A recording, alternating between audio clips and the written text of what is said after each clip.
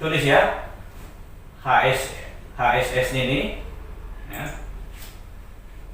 Nah, jadi ada nanti yang akan kita bahas juga mengenai apa ini nilai-nilai ya, atau motonya ya, kemudian kebijakan HSE, kemudian kewajiban hukum ya, atau prosedurnya. Nanti yang kita highlight di sini atau kita diskusikan di sini ya, bahaya dan risiko ya. Jadi kita diskusi tentang itu ya. Kemudian ada beberapa sistem manajemen pengendaliannya ya. Pak Dedi bisa tolong dibaca tujuan induksi ini apa? Dengan induksi ini kita akan meninjau kembali pengetahuan tentang bahaya di tempat kerja. Iya, jadi itulah tujuannya induksi ini ya. Jadi diskusi. Kemudian apa lagi? Pak Sudirman bisa dibaca, Pak Sudirman di bawahnya ini. Mengendalikan. Untuk mengendalikan apa? Ya, tentu. Iya, kemudian di bawahnya lagi apa? Pak Stepen? Memahami peraturan dasar bidang lingkungan di site. Nah, itu yang penting sebenarnya kalau kita refresh ya. Jadi ini yang kita diskusikan. Nah, kita masuk ke nilai-nilai atau motto. Apa motto PTHR yang kita pakai bersama di sini? Nah, inilah motto kita sebenarnya. Growth, respect, excellence, action, dan transparansi. Nah, inilah isi-isinya ya. Jadi harus kita tahu bahwa referensi kita bekerja di PTHR ini di lapangan adalah GRIT ya, pertumbuhan nilai bagi semua pemangku kepentingan ya. Pemangku kepentingan itu siapa? Ya, termasuk kita ini ya, yang mempunyai tanggung jawab masing-masing, termasuk manajemen, pemerintah, masyarakat ya. Nah, ada kebijakan HSE yang terkait dengan K3 dan lingkungan. Saya minta dulu Pak siapa ini, Pak Stepen ya, yang sinyalnya bagus. Bisa Pak Stepen dibantu dibaca kebijakan HSE yang terkait dengan K3. Silakan. Kebijakan kesehatan dan keselamatan kerja. Ya. PT Aginput Resource meyakini bahwa kesehatan dan keselamatan semua orang yang berkaitan dengan operasinya merupakan hal yang penting bagi keberhasilan jangka panjang. Ya. Jangka panjang ini sebagai sebuah perusahaan pertambangan, perusahaan akan bekerja keras untuk terus-menerus meningkatkan kinerja kesehatan dan keselamatan sejalan dengan praktik terdepan industri. Sasaran kami adalah kecelakaan dan insiden nihil di tempat kerja. Nah, betul sekali. Terima kasih Pak Stepen ya. Jelas sekali kita sudah baca dan kita dengar bahwa sasaran kami, jadi maksud kami di sini itu termasuk kita di dalamnya ya. Jadi sasaran kita bersama di sini adalah bagaimana kecelakaan atau insiden itu tidak terjadi di tempat kerja ya. Jadi masalah keselamatan kerja ini sebenarnya di PTHR ini bukan tanggung jawab satu departemen ya. Bukan tanggung jawab daripada satu section, tapi tanggung jawab iya, tanggung jawab semua kita ya. Makanya ada program kita yang disebut dengan program hazard awareness ya. Itu mandatori, semua karyawan wajib mengikuti training itu ya. Karena dengan training itulah kita bisa mengetahui mana yang disebut dengan potensi bahaya, bagaimana pengendaliannya ya. Oke, kemudian kebijakan HSE salah satunya adalah yang terkait dengan lingkungan. Pak Dedi, coba tolong Pak Dedi dibacakan dulu ya. Di PT Aginput Resource, kami yakin bahwa kualitas pengelolaan lingkungan pada operasi kami merupakan dasar bagi keberhasilan jangka panjang kami sebagai perusahaan tambangan. Perlindungan lingkungan merupakan prioritas kami dan kami memiliki tujuan untuk meminimalkan dampak lingkungan dengan mengadopsi praktik terkemuka dunia dalam kegiatan kami. Iya, nah ini juga salah satu target atau prioritas dari manajemen kita tentang lingkungan ya. Kenapa? Karena lingkungan juga ini sebenarnya bukan kecil pengaruhnya terhadap keselamatan kerja ya.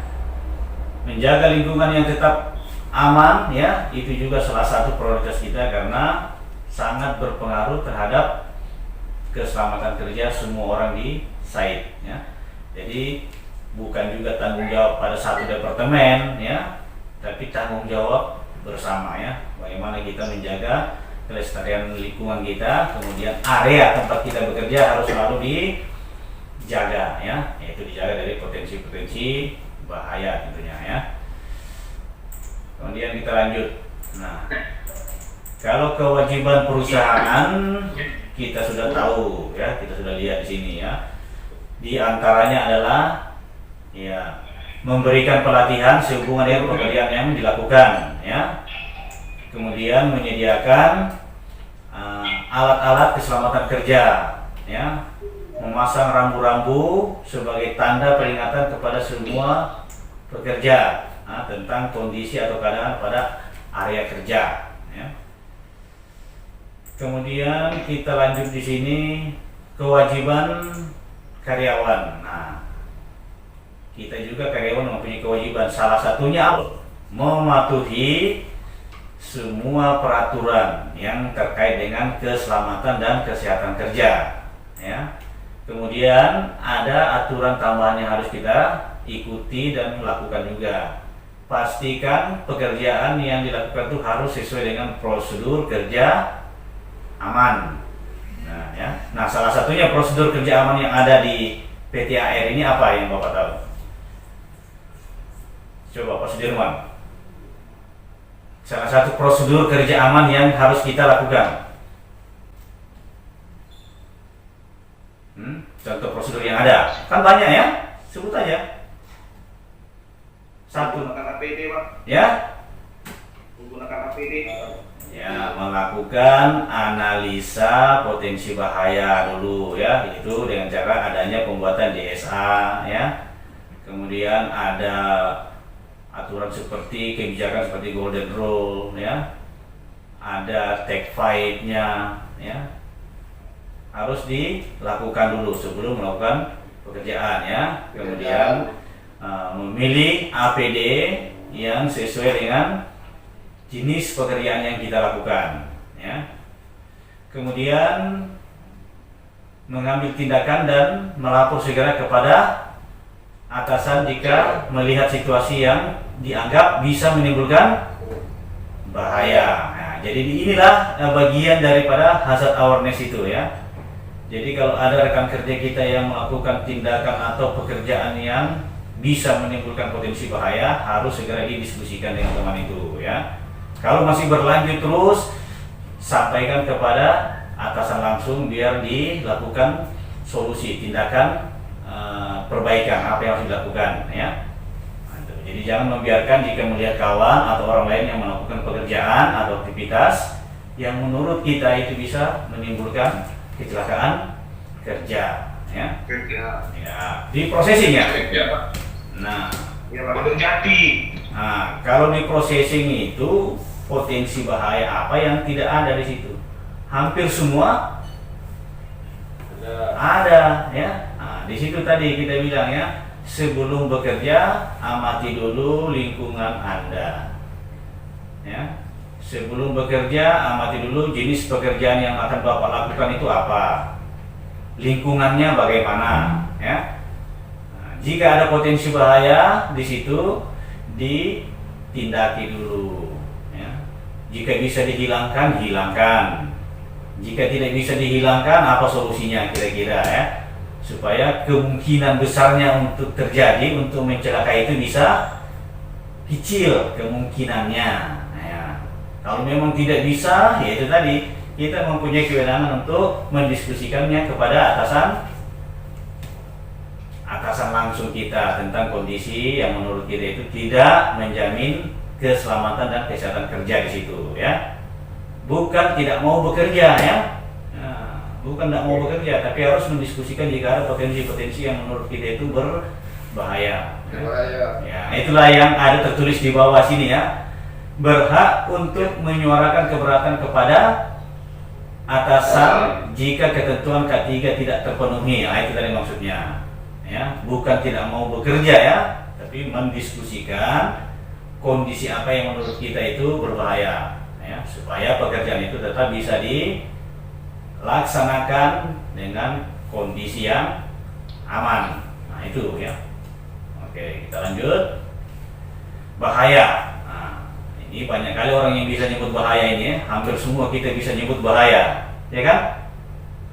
Ya, Tapi giliran kita ditanya apa itu bahaya, bisa nggak kira-kira kita kasih definisinya? Bisa nggak kita kasih pengertian kira-kira? Kalau menurut Pak Dedi, bahayanya apa ini Pak Dedi? Definisi atau pengertian bahaya itu sebenarnya apa Pak Dedi? Ya. Ya, butuh waktu kita kan mikir ya. Ya iya, tapi kalau kita nyebutnya tidak butuh waktu, refleks aja keluar dari mulut ini bahaya. Orang yang berbuat kita juga langsung bisa ngomong bahaya, ya kan? Tapi sebenarnya itu bahaya apa? Nah, ya. Jadi jangan hanya kita bisa nyebut, tapi kita harus pahami sebenarnya itu apa. Karena itulah yang harus kita tindaki nantinya. Kalau Pak Steven, menurut Pak Steven apa ini bahaya kira-kira? Bahaya. Ya, kayaknya butuh waktu juga, kita harus mikir dulu kan. Nah inilah yang kita harus pahami di training hazard awareness. Inilah yang dibahas ini tentang bahaya dan resiko. Ya, jadi tidak semua orang bisa tahu sebenarnya apa itu bahaya, tapi hampir semua orang bisa menyebut bahaya. Tapi nyebut doang. Ya. Oke. Pak Robert, apa ini kira-kira bahaya?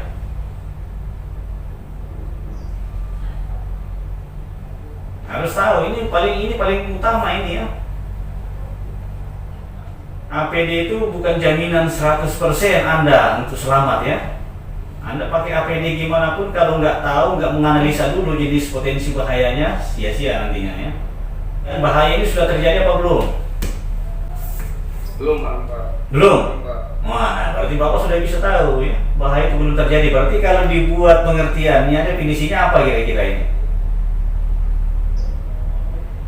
Yang belum terjadi yang harus dihindari. Iya, pas itu. Ya, jadi bahaya itu adalah sesuatu atau bahaya itu adalah suatu keadaan atau kondisi ya yang bisa menimbulkan kerugian ya. Iya, jadi bisa dia dikatakan suatu energi yang tidak terkontrol juga bisa ya, yang bisa menimbulkan kerugian ya. Nah, jadi dia itu sebenarnya semacam ancaman gitu ya, dia belum terjadi. Ya. Makanya sebelum kita bekerja, yang namanya kondisi atau keadaan yang bisa menimbulkan kerugian itu yang harus kita cari dulu. Nah, sebelum dia terjadi atau sebelum dia menimbulkan kerugian pada diri kita, pada alat atau pada lingkungan. Ya, nah secara singkatnya seperti itu Pak ya. Ya, kalau mau lebih detailnya nanti ikut trainingnya ya, training hazard awareness. Nah itu ya. Nah, dengan cara menganalisa seperti itu, maka pemilihan APD untuk aktivitas kita nanti akan tepat juga, ya. Tidak asal make, ya kan? Nah itu. Jelas Pak ya? Oke. Kemudian contoh-contoh pekerjaan yang berisiko tinggi. Nah ya, apa ini? Banyak sekali ya diantaranya ini ya, bekerja di tempat tinggi, bekerja di ruang terbatas, pekerjaan panas, pekerjaan yang terkait dengan listrik. Nah itulah semua pekerjaan yang mempunyai risiko tinggi. Nah, pekerjaan yang mempunyai risiko tinggi, disitulah ada yang disebut dengan bahaya. Ya, disitulah bahaya ada, disitulah potensi itu ada, ya. Disitulah potensi untuk terjadinya kerugian, kerusakan ada di situ. Nah, itu yang harus kita tahu dulu sebelum bekerja. Ya. Contohnya pekerjaan panas. Apa ini pekerjaan panas? Yang bagaimana ini? Ya, bukan karena kita bekerja di bawah terik matahari, bukan ya. Jadi yang dimaksud pekerjaan panas itu pekerjaan atau aktivitas yang dilakukan yang menimbulkan percikan api atau yang menimbulkan gesekan panas. Nah, itu yang dikategorikan pekerjaan panas. Contohnya seperti apa? Menggerinda ya. Nah, menggerinda, memotong besi dengan gerinda. Mengelas. Iya, betul sekali Pak Robert. Mengelas. Nah itu. Apa lagi? Sehingga sebelum melakukan aktivitas itu kita wajib menganalisa, mencari apa potensi bahaya di setiap pekerjaan atau di area di mana kita melakukan pekerjaan itu ya. Oke. Ya, Pak. Kita di lapangan banyak bahaya-bahaya umum yang terkait dengan lingkungan ya, seperti debu, kebisingan ya, bahan-bahan kimia ya. Termasuk ini housekeeping ya, housekeeping yang jelek, housekeeping yang kurang bagus itu bisa menimbulkan kerugian ya. Kerugian banyak itu ya. Luka termasuk juga kerugian. Kerusakan lingkungan, kerusakan alat, kerusakan barang itu juga termasuk kerugian ya. Oke. Kemudian perilaku. Nah, ya. Perilaku. Ada yang istilah kita di lapangan biasa dengar istilah shortcut ya.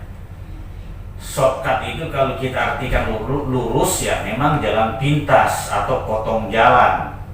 Ya, tapi yang dimaksud shortcut di sini kalau di lapangan adalah selalu mau bekerja dengan cepat tanpa mengikuti apa? Iya, tanpa mengikuti prosedurnya ya. Itu istilah shortcut gitu ya. Jadi lakukanlah pekerjaan itu, jangan pikirkan lamanya atau cepatnya ya. Tapi pikirkan bagaimana pekerjaan itu kita lakukan tepat waktu dan aman. Nah itu. Ya, memang kita bekerja ini ada target ya, harus selesai misalnya 2 jam, 3 jam. Tetapi sebelum melakukannya itu, lihat dulu lingkungannya, apa yang harus kita lakukan, apa yang harus kita persiapkan sebelum bekerja ya, agar pekerjaan itu bisa selesai tepat waktu dan aman ya. Oke, kita lanjut. Yang paling penting juga di sini apa? Karena kita ini adalah pekerja, maka kondisi badan harus Iya, ini tertulis ya. Tidak boleh bekerja jika kondisi kita tidak fit. Nah, ya, jadi harus bugar, apalagi dalam kondisi-kondisi saat ini ya, yang lagi viral-viralnya C19. Nah, apa ini C19? COVID-19. Iya, bukan betul, bukan kartu kredit 19 ya. Ya. Nah, jadi adanya pandemi-pandemi seperti ini, tetap kita harus selalu jaga kondisi bagaimana kita selalu fit ya terkait pekerjaan kita. Apalagi bapak-bapak ini kan di lapangan ya kan. Nah, jadi selalu caranya bagaimana tidak susah Pak ya. Tinggal jaga pola istirahat, pola makan itu dijaga ya. Makan terlalu kenyang juga kurang bagus, makan kurang kenyang juga kurang bagus ya. Nah, tidur kurang juga kurang bagus, tidur berlebihan juga kurang bagus ya. Nah, jadi istilahnya yang sedang-sedang aja. Istilahnya gitu, yang sedang-sedang saja ya, biar kondisi kita tetap fit ya. Nah, kemudian selalulah fokus di dalam beraktivitas ya. Tinggalkan dulu pikiran-pikiran yang mengganggu kira-kira aktivitas kita ya. Urusan lain itu jangan dulu dibawa ke tempat kerja, karena itu salah satu juga bisa menyebabkan potensi kecelakaan kerja ya. Oke. Nah, kemudian kita lihat di sini dari data kecelakaan yang ada di safety ya. Kita lihat di sini ada tangan, ada leher, ada kaki. Yang paling banyak mengalami cedera itu adalah pada bagian tangan ya. Nah, sehingga aktivitas yang kita lakukan ini selalu berhati-hati karena dominan tangan kita itu lebih banyak yang berfungsi, bergerak ya. Apapun yang kita lakukan itu tangan ini lebih dominan, sehingga dia juga lebih besar kemungkinannya untuk cedera. Iya betul. Jadi sayangi tangan kita ya. Walaupun Bapak ganteng melebihi Raffi Ahmad, kalau tangan sudah hilang satu kan tidak ada artinya juga kan? Nah itu. Iya Pak. Itu. Pak. Itu paling utama yang harus kita jaga itu ya. Oke. Nah, kemudian juga di sini ada sistem, karena manajemen kita juga peduli. Manajemen kita peduli tentang keselamatan karyawannya. Ya, makanya ada sistem keselamatan, sistem pengendalian yang diberikan oleh manajemen kepada kita ya, yang harus kita ikuti. Seperti jika bekerja harus memasang rambu-rambu atau barikade jika memungkinkan ya, pasang. Jika tidak memungkinkan itu, pasang yang lainnya apa kira-kira? Misalnya tulisan, ya. Apa tulisannya ya? Misalnya orang lain tidak boleh masuk di situ, pasang tulisannya. Yang tidak berkepentingan dilarang masuk. Nah, misalnya gitu ya. Nah, kemudian kita diwajibkan menggunakan APD. Nah, APD ini yang kita pilih harus sesuai dengan jenis aktivitas yang kita lakukan. Ya. Jangan hanya namanya helm pakai helm. Nah, helm kan banyak modelnya, Pak ya. Jadi harus disesuaikan. Ya. Golden rules, ikuti aturannya. Banyak di situ ya. Salah satunya adalah apa? Ini kita tahu. Kalau bekerja di ketinggian itu di dalam golden rules diatur di nomor berapa? Sampai tidak ingat ini. Ya. Nomor 10. Iya, betul. Siapa yang jawab tadi itu, Pak? Ya. Siapa tadi itu yang jawab? Benar itu ya. Nah, ya, jadi bekerja di ketinggian di dalam golden rule itu diatur dalam nomor 10. Apa kira-kira bunyinya, isinya biar tidak pas, yang penting kena dikit lah. Kenapa? Pak Sudirman, apa kira-kira isi daripada golden rule nomor 10 ini? Lupa? Lupa, Pak. Ya, jangan lupa terus ya. Dilarang bekerja minimal berapa? Ya, dilarang bekerja minimal di ketinggian ya minimal 1,8 meter tanpa menggunakan alat pelindung jatuh ya. Nah, itu yang harus kita ingat. Tetapi harus kita sesuaikan dengan kondisi di lapangan ya. Nah, jadi walaupun sebenarnya belum sampai pada 1,8 meter ya, di mana ada potensi jatuh misalnya hanya 1,2 meter, 1,5 meter, tetaplah amankan diri kita ya. Jika full body harness tidak cocok, maka ada cara pembatas lain atau pengaman lain yang bisa kita gunakan ya. Nah, itu yang namanya kesesuaian APD dengan jenis pekerjaan yang kita lakukan, harus seperti ya. Oke, kita lanjut ya. Ada take pipe juga harus diisi ya. Ada GSA yang harus dibuat sebelum beraktivitas. Pak Henry. Iya, Pak. Sudah sering pakai take pipe? Jarang, Pak. Nah, kenapa jarang Pak Henry? Untuk apanya? Nggak ada, Pak. Apa? Take pipe-nya, Pak. Take pipe-nya nggak ada. Jadi, iya, Pak. Jadi nggak mau pakai. Itu bukan alasan Pak Henry ya. Aha. Kalau take pipe tidak ada, diskusi dengan atasan langsung ya. Ini buku take pipe kita sudah habis, ini gimana ini ya? Karena ini salah satu prosedur tadi yang kita bilang ya, wajib membuat atau mengikuti prosedur kerja aman ya. Nah, itu diskusi ya. Kemudian ada SOP yang harus diikuti ya. Ada izin kerja jika memerlukan izin kerja di pekerjaan kita ya. Kemudian ada pelatihan. Ini contoh golden rule-nya ya yang kita sudah bahas tadi ya. Nah, jadi sering-sering lah ya baca-baca, ada waktu luangnya baca-baca golden rule supaya selalu ingat ya apa yang tidak boleh kita lakukan ya. Pak Henry, nanti take pipe itu diminta Pak Henry ya bukunya. Ya, jadi Iya, Pak. take pipe itu harus selalu diisi sebelum beraktivitas ya. Jadi membiasakan kita mengikuti prosedur itu ya. Mana tahu nanti ada inspeksi mendadak, inspeksi, kemudian semua dokumen atau beberapa dokumen yang tidak ada nanti berabe nanti urusannya itu ya. Nah, jadi membiasakan kita ikuti prosedur yang memang sudah ditentukan ya. Karena itu sudah kesepakatan kita dengan manajemennya ya. Nah, take pipe ini kan ada dua macam, ada yang hijau, ada yang biru. Kalau yang bekerja di area proses plant, pakai yang warna biru, biru tua. Kalau yang bekerja di luar proses plant, pakai yang warna hijau. Ya. Yang jelas sudah paham ya cara ngisinya ya take pipe ya. Ya, Pak. Iya, karena Emang sudah ada sosialisasinya dulu. Tapi kalau masih ada yang belum paham, bila boleh ya datang ke sini. Datang ke sini kita kasih dulu, kita kasih tahu sambil ngopi ya. Nah itu. Ya, Pak. Kopi, Pak. Nah iya.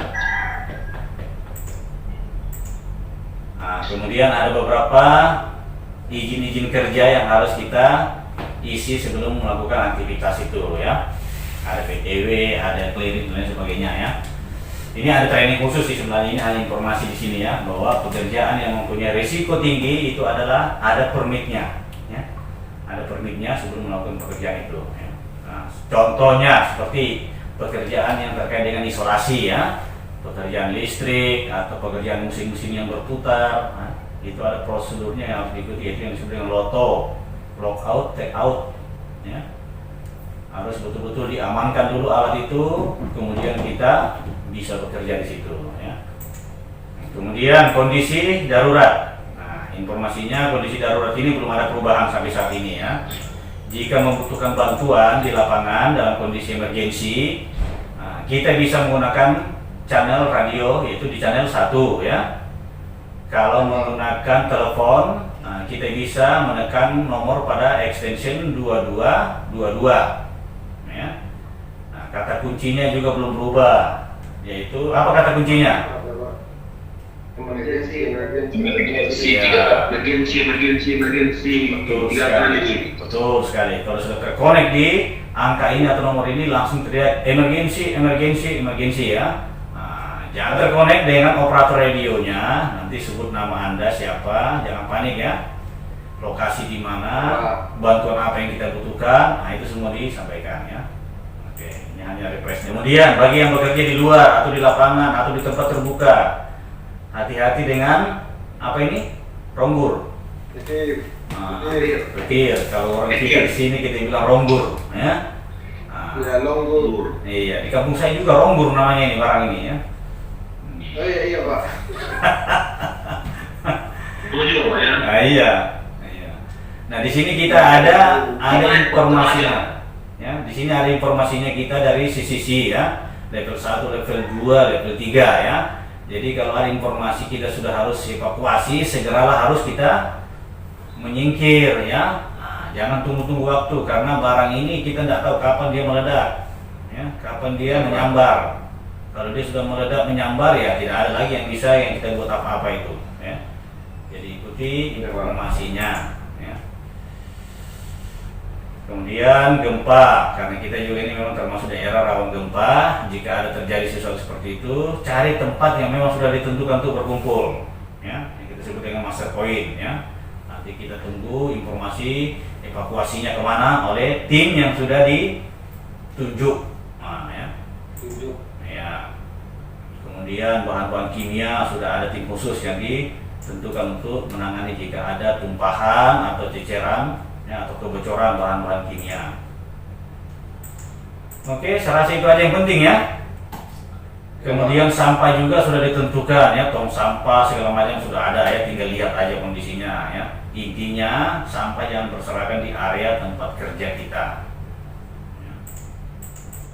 Oke, pas juga habis, mudah-mudahan belum waktunya habis. Ada pertanyaan misalnya? Pak Stephen? Tidak ada, Pak. Aman ya? Oke, jadi karena ini refresh, jadi memang waktunya singkat aja, dan apa yang kita bahas tadi kita diskusikan ya, semoga itu bermanfaat ya. Jadi tujuan kita semua sama di sini, bagaimana kita menciptakan nihil accident di tempat kerja. Ya. Semua itu tergantung pada diri kita ya. Pastikan semua itu aman sebelum bekerja. Bisa Pak ya? Bisa Pak. Iya, harus bisa. Oke, kalau ada pertanyaannya kita akhiri aja ya, karena waktunya juga ini sudah mau habis, saya lihat ini ya. Sukses selalu, jaga kondisi biar fit selalu supaya kita bisa tetap beraktivitas seperti biasa. Ya. Ya Pak. Oke, Ya, Pak. baik, terima kasih. Selamat pagi. Assalamualaikum warahmatullahi wabarakatuh. Waalaikumsalam. Absennya saya sudah buatkan di sini ya. Ya Pak. Oke. Udah bisa keluar, Pak? Oke, sudah bisa, aman, sudah selesai ya. Oke Pak. Iya, oke, sip. Ya, Pak. Terima kasih, Pak. Oke, Terima kasih Pak. mantap Pak Henry. Terima kasih Iya. banyak Pak. Mantap Erwin ya, Pak Dedi, Pak Sudirman.